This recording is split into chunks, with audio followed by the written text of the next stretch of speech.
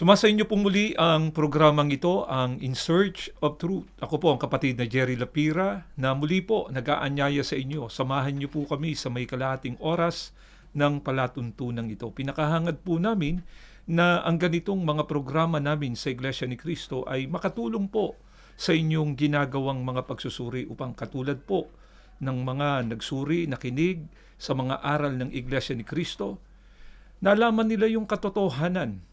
Kaya nakapagpasya po sila na umanib sa Iglesia ni Cristo. Ang isa po sa halimbawa nito ay si kapatid na Ninya Danan na amin pong na-interview. Siya po ay mula dyan sa lokal ng Iglesia ni Cristo sa Orani, sa Distrito Eklesyastiko ng Bataan. Pakinggan at panoorin po natin ang nabanggit na interview.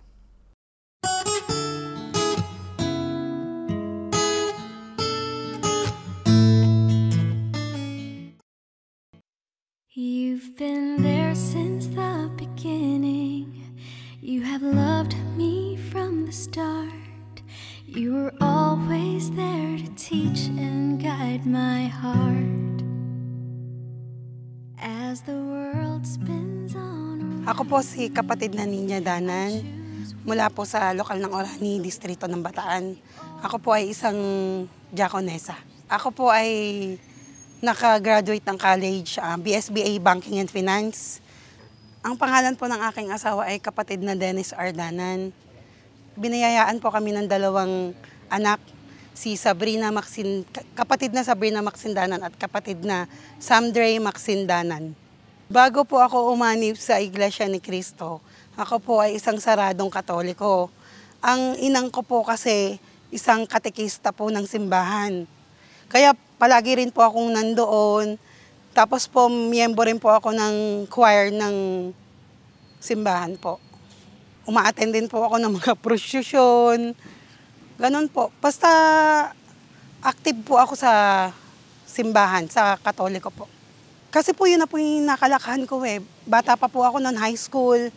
Parang kung saan na lang po ako dalhin ng inang ko dahil makalola nga po ako. Sumasama po ako sa kanya.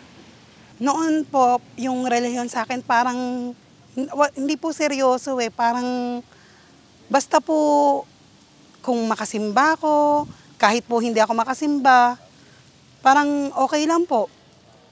Nakilala ko po yung Iglesia ni Cristo nung pong high school po ako. Nagkaroon po ako ng kaibigan na iglesia. Kumbaga pa nakikita ko na palagi po silang pumupunta sa kapilya. Pero nagtataka po ako, mano kaya sila dun sa kapilya? Dahil po bata pa lang po ako. Wala pa po sa loob ko yung ano kaya ginagawa nila dun. Ganun po, parang nagtatanong na po ako, ganun. Tapos hanggang sa in-invite din po ako ng mga classmate ko na umattend po ng pamamahayag. Pero ang totoo po, hindi ko pa rin po masabing pumasok po siya sa akin. Kasi dahil nga po bata pa ako, takot po akong pumunta ng iglesia. Dahil nga po unang-una, magagalit po yung mga magulang ko.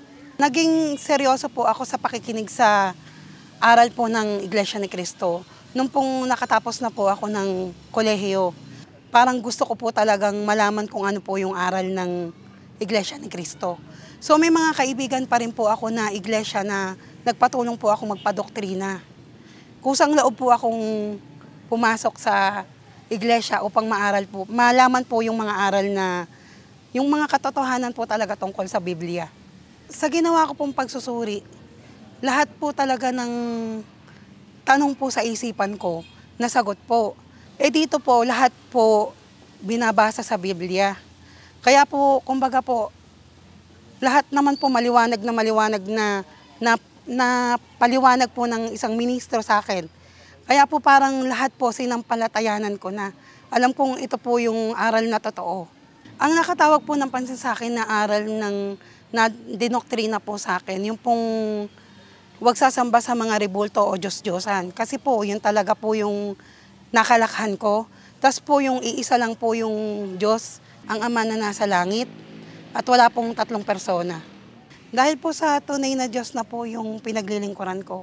Yung parang ang sarap na pong maglingkod sa Panginoon. Yung pong alam mo na yung pinaglilingkuran mo po ay totoo at tunay. Kaya tama lang po na maging seryoso po sa paglilingkod.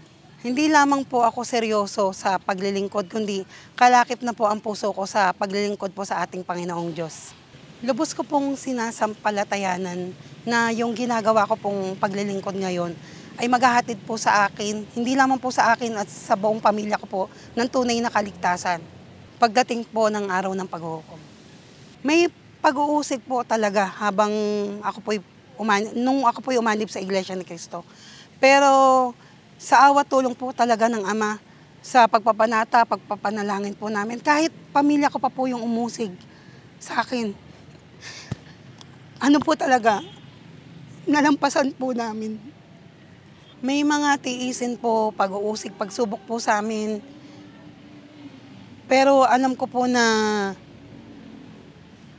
hindi po nasayang yung hirap na tiniis ko po nung inuusig po ako. Kumbaga po, lahat po ng yan, alam ko po ngayon na may kapalit, yung kaligtasan po namin. Kaya ipinapangako ko po sa Panginoong Diyos na ako po'y patuloy na maglilingkod sa Kanya hanggang wakas. Ganon din po yung buo naming pamilya. Ako po si kapatid na Ninya D. Danan, ikinararangal ko po na ako'y Iglesia ni Cristo. Ang napanood at napakinggan po natin ay ang aming isinagawang interview kay kapatid na Ninya Danan.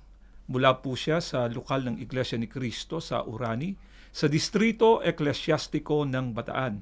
At sa aming pong pagbabalik ay isasagawa na po natin ang pag-aaral ng mga salita ng ating Panginoong Diyos. Huwag po kayong bibitiw, magbabalik po ang programang ito, magpapakilala lamang po ang aming himpilan.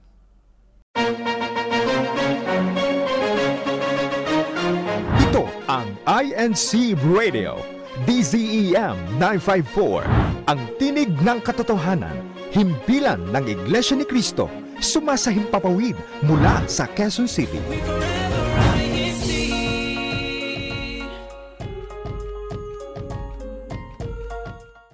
Nagbabalik po ang programang ito, ang In Search of Truth. At sa pagkakataong ito ay ipinaabot po namin ang aming pagbati sa lahat ng aming mga kapatid sa Iglesia ni Cristo na nasa iba't ibang panig po ng mundo. Gayun din po yung mga nasa proseso na ng pag-anib sa Iglesia ni Cristo. Partikular po na binabati namin sa pagkakataong ito ang sambahayan po ni kapatid na Ninya Danan na kanina po ay ating na-interview. Si kapatid na Ninya po, gaya ng kanyang sinabi kanina, siya ay dating masiglang kaanib sa Iglesia Katolika.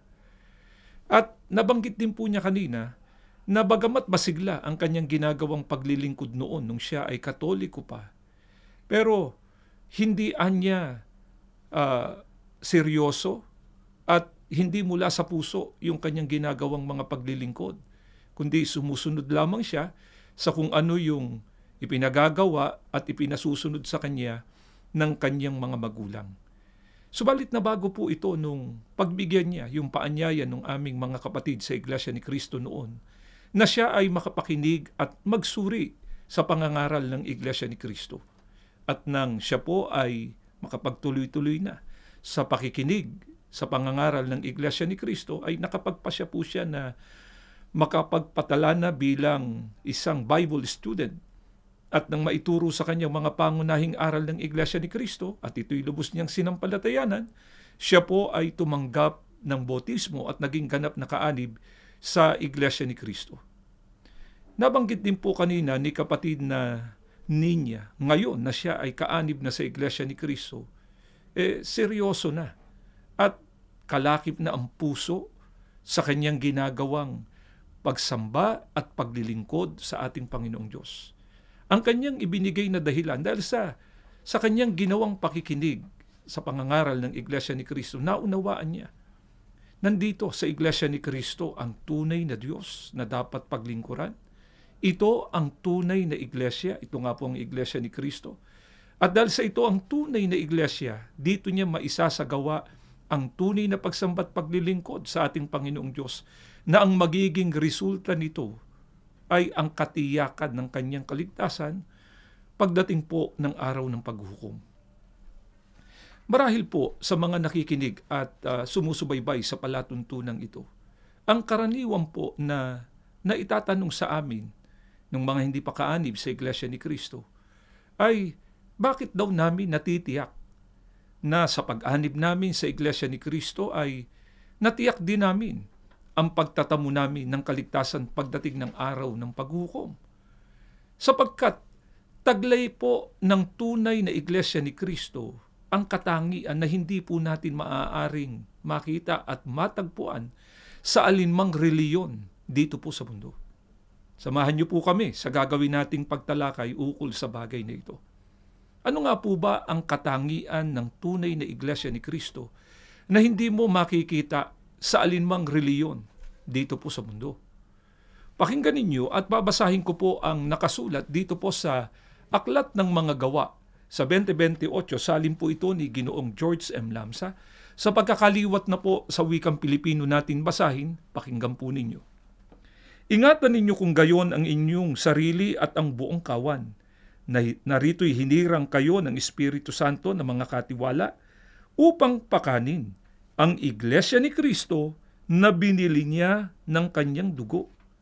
Sa talatang binasa po namin sa inyo ay maliwanag na itinuro ang Iglesia ni Cristo ang tinubos ng mahalagang dugo ng ating Panginoong Kristo.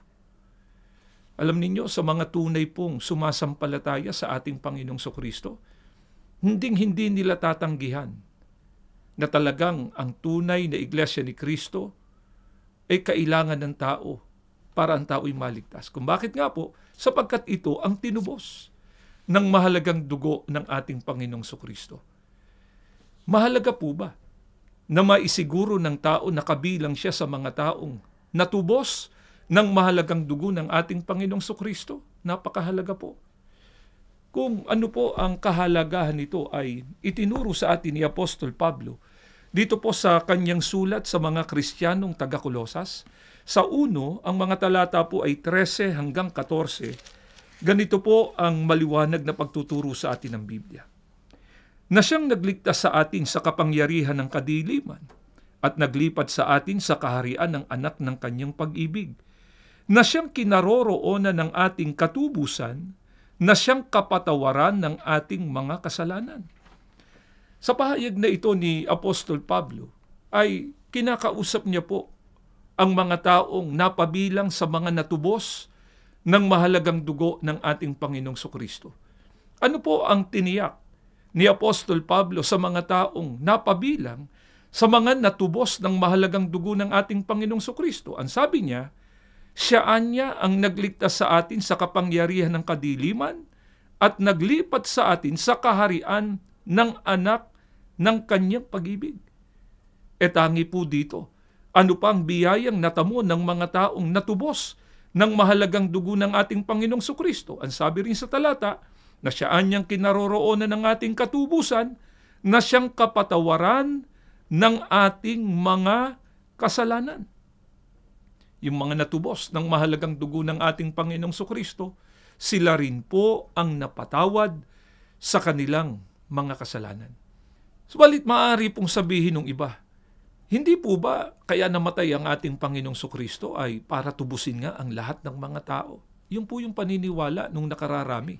Pero binasa na po namin sa inyo kanina, mula sa banal na kasulatan, ang tanging tinubos ng mahalagang dugo ng ating Panginoong Kristo ay walang iba kundi ang Iglesia ni Cristo. Ito nga po ang itinatanong nung iba. Bakit ang Iglesia ni Cristo lamang ang tinubos ng mahalagang dugo ng ating Panginoong Hesukristo? Sapagkat meron pong batas ang ating Panginoong Diyos ukol sa mga taong nagkasala na ito ang dapat na matupad. Hindi po ito lalabagin ng ating Panginoong Hesukristo. Ano nga po ba ang batas ng ating Panginoong Diyos ukol sa mga tao na nagkasala? Pakinggan po natin dito po sa Deuteronomio 24, ang talatay 16, ay ganito po ang maliwanag na mababasa natin. Pakinggan ninyo. Hindi papatayin ang mga magulang dahil sa mga anak, ni ang mga anak ay papatayin dahil sa mga magulang. Bawat tao'y papatayin dahil sa kanyang sariling kasalanan. Tandaan natin itong batas na ito ng ating Panginoong Diyos. Hindi anya papatayin ang mga magulang dahil sa mga anak, ni ang mga anak ay papatayin dahil sa mga magulang, bawat tao niya ay papatayin dahil sa kanyang sariling kasalanan. Siguro sasabihin po nung mga nakikinig at sumusubaybay sa amin ngayon, ganyan po palang batas ng ating Panginoong Diyos na kung sinong taong nagkasala, siyang dapat na parusahan.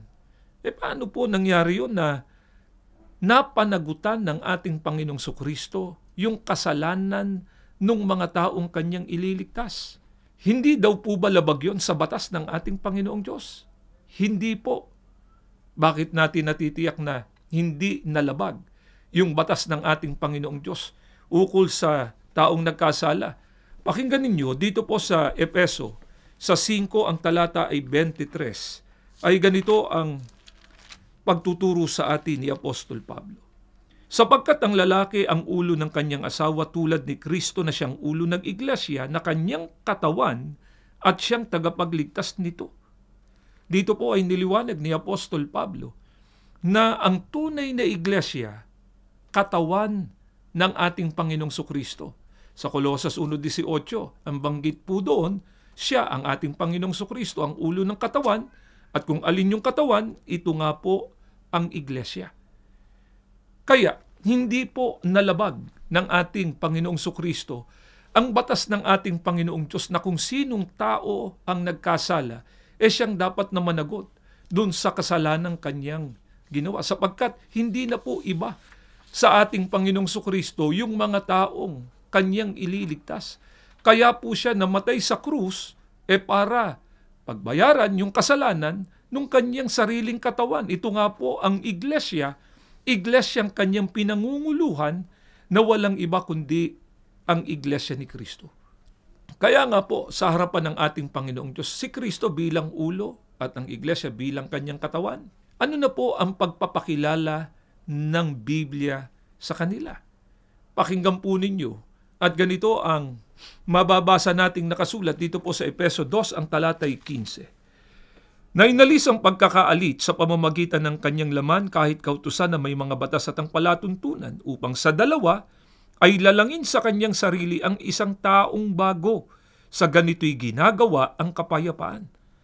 Yung dalawa po na tinutukoy dito ni Apostol Pablo na nilalangan niya ni Kristo sa kanyang sarili na isang taong bago, walang iba kundi siya bilang pangulo at ang iglesia bilang kanyang katawan.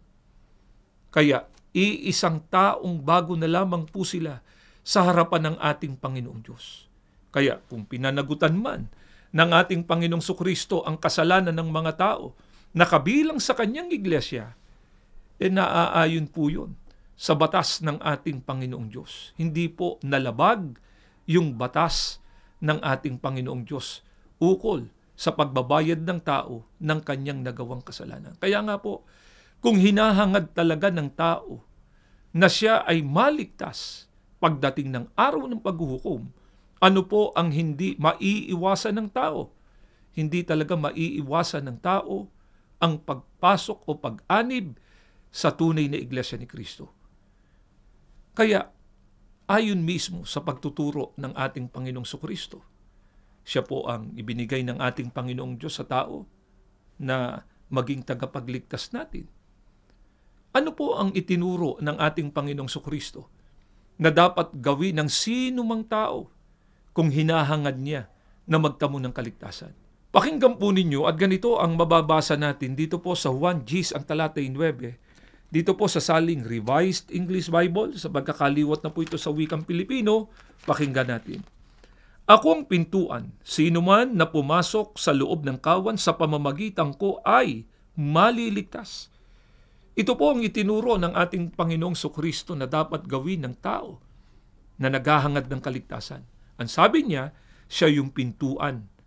Sino man anya na pumasok sa loob ng kawan, ay tiniyak ng ating Panginoong Sukristo ang kanilang kaligtasan. Gusto lamang po namin ipapansin ito sa inyo mga kaibigan. Hindi po sinabi dito ng ating Panginoong Sukristo para maligtas ang tao, tanggapin lamang natin siya bilang ating personal na tagapagligtas. Hindi po sinabi ng ating Panginoong Sukristo na sampalatayanan lamang natin siya, ligtas na tayo. Hindi po. Dapat tiyakin ng tao na gawa, nasunod niya yung sinabi ng ating Panginoong Kristo, pumasok sa Kanya sa paraan na napaloob tayo sa kawan. Alin po yung kawan? Binasa na po namin sa inyo kanina sa Gawa 20:28, ito rin po ang Iglesia ni Kristo.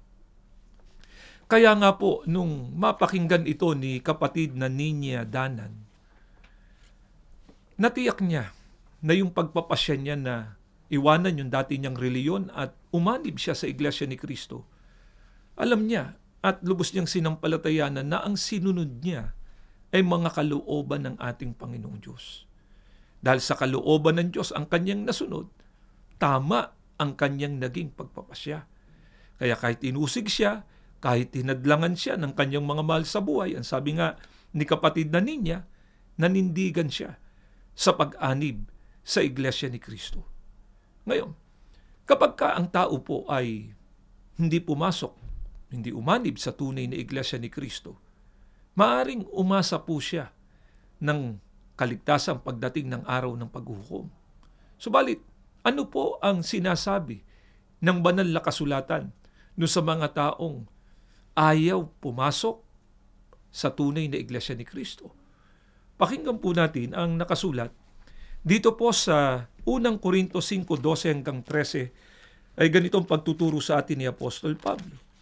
Anong karapatan kong humatol sa mga tagalabas ng iglesia? Ang Diyos ang hahatol sa mga nasa labas. Itiwalag ninyo ang masama ninyong kasamahan. Dito po ay niliwanag ni Apostol Pablo ang mga nasa labas ng tunay na iglesia, may hatol po sila ng ating Panginoong Diyos. Kaya, wala na pong nalalabi talagang pag-asa ang tao para maligtas, kundi ang pag-anib po sa Iglesia ni Kristo. Ito po ang dahilan kung bakit napakalakas ng aming loob, mga kaibigan, na ipag-anyaya po sa inyo ang Iglesia ni Kristo. Suriin po ninyo ang mga aral na aming sinasampalatayanan. At katulad po ni kapatid na Ninya at ng napakaraming mga taong nakinig at sumubaybay sa mga pag-aaral ng mga salita ng ating Panginoong Diyos, dito po sa Iglesia ni Kristo, nakapagpasya sila na iwanan yung dating reliyon at umanib dito sa Iglesia ni Kristo. Kaya si kapatid na Ninya po ay mayroong paanyaya sa mga nakikinig at sumusubaybay ngayon na hindi pa po kaanib sa Iglesia ni Kristo. Pakinggan at panoorin po natin ito.